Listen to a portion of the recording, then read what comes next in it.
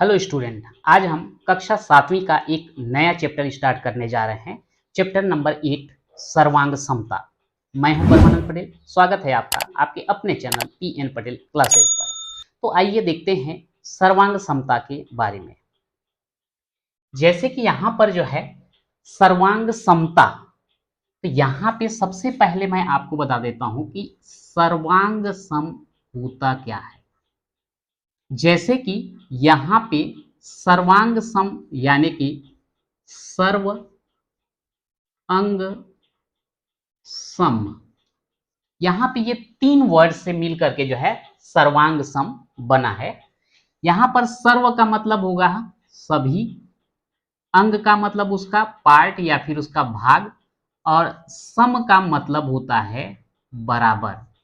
यानी कि ऐसी दो आकृतियां जिसके सभी भाग जो है आपस में कैसे हो, बराबर हो। थोड़ा सा और इसको स्पष्ट करता हूं।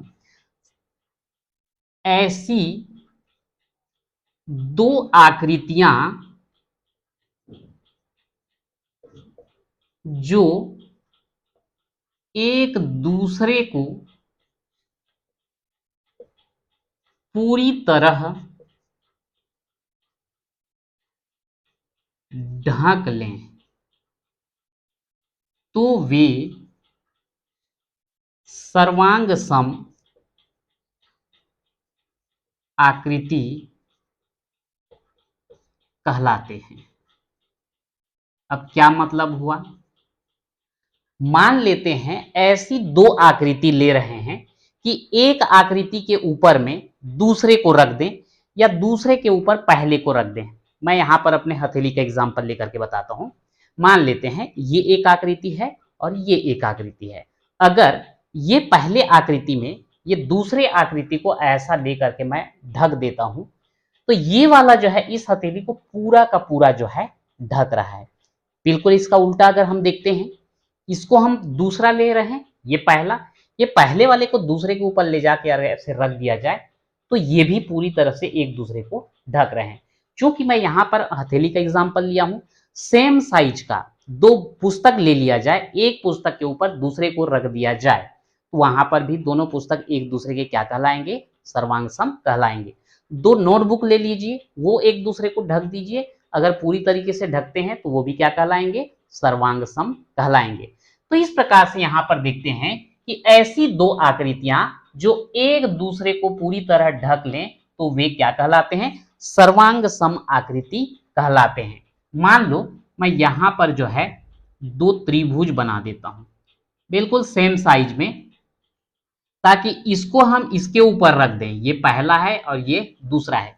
पहले वाले को दूसरे के ऊपर रख दें तो पूरा का पूरा ढकना चाहिए, और दूसरे वाले को पहले के ऊपर रखें तब भी पूरा का पूरा ढकना चाहिए।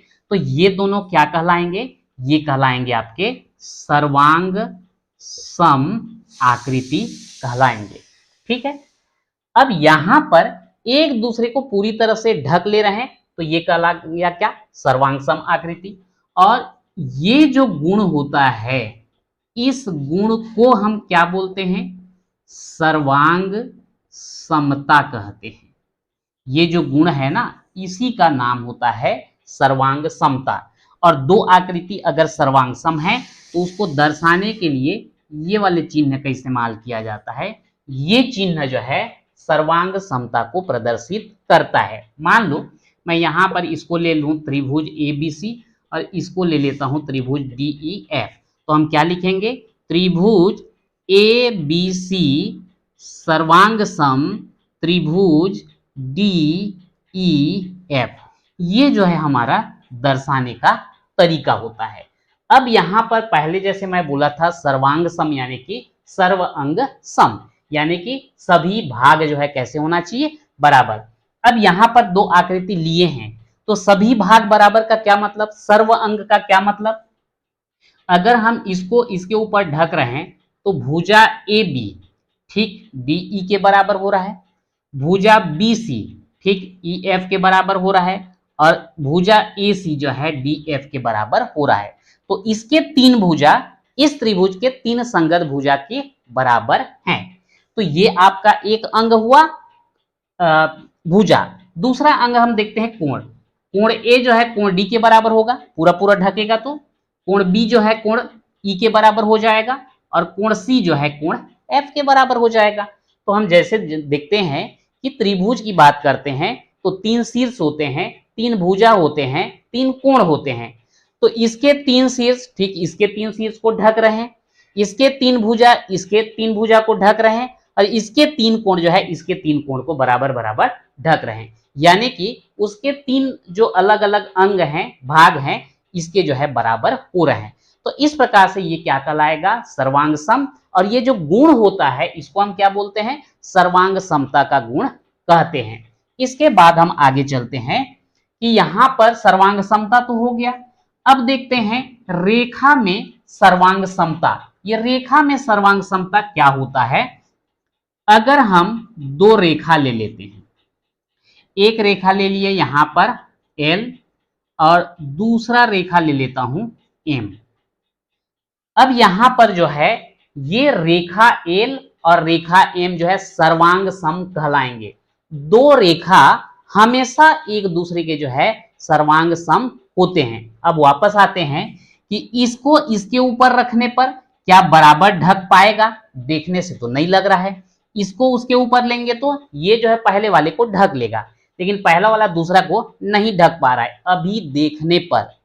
लेकिन यहां पर तीर का चिन्ह है, इसका क्या मतलब? उसको हम जितना आगे बढ़ाना चाहें बढ़ सकता है। यहां तीर के चिन्ह का क्या मतलब? इसको भी जितना आगे बढ़ाना चाहें आगे बढ़ा सकते हैं। तो इसलिए देखने में भले ही 2 रेखा छोटा बड़ा दिखता रहेगा, लेकिन वो एक दूसरे को पूरी तरीके से ढकेंगे। यानी कि 2 रेखा हमेशा जो है कैसे होते हैं? सर्वांग सम होते हैं। अगर इसके बाद हम रेखाखंड की बात करें तो यहां पर ये जो है तर्क आपका काम आएगा कि मान लेते हैं एक रेखा हमने ले लिया, रेखाखंड ले लिया AB, और दूसरा रेखाखंड हमने ले लिया CD। तो ये दोनों रेखाखंड जो है दोनों की लंबाई अलग अलग हैं, तो ये दोनों जो है सर्वांग सम नहीं होंगे। लेकिन 2 रेखाखंड कब सर्वांग सम होंगे? 2 रेखाखंड तभी सर्वांग सम होते हैं यदि दोनों रेखा की लंबाई कैसा हो? बराबर हो। रेखा हमेशा एक दूसरे के सर्वांग सम होते हैं, लेकिन 2 रेखाखंड तभी सर्वांग सम होंगे जब दोनों की लंबाई कैसा हो? बराबर हो। इसके बाद अगला देखते हैं कोणों में सर्वांग समता।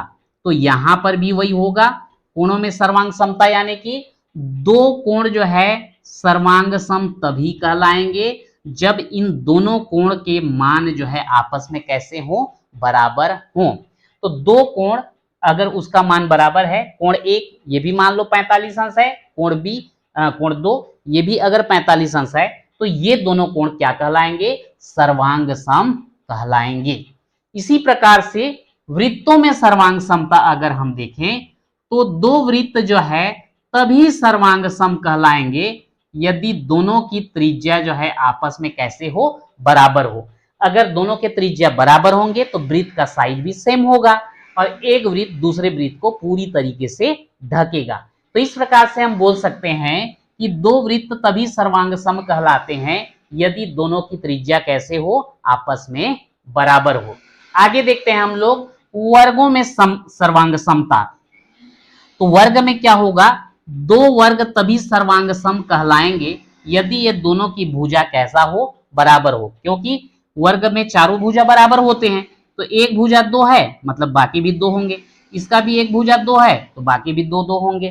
तो इस प्रकार से इसका भी 2 इसका भी 2, तो दोनों जो है वर्ग आपस में कैसे कहलाएंगे? सर्वांग सम कहलाएंगे। लेकिन अगर एक का भुजा 2 सेंटीमीटर है, दूसरे का भुजा 4 सेंटीमीटर है, अलग अलग हो गया, तो वो दोनों जो है सर्वांग सम नहीं कहलाएंगे।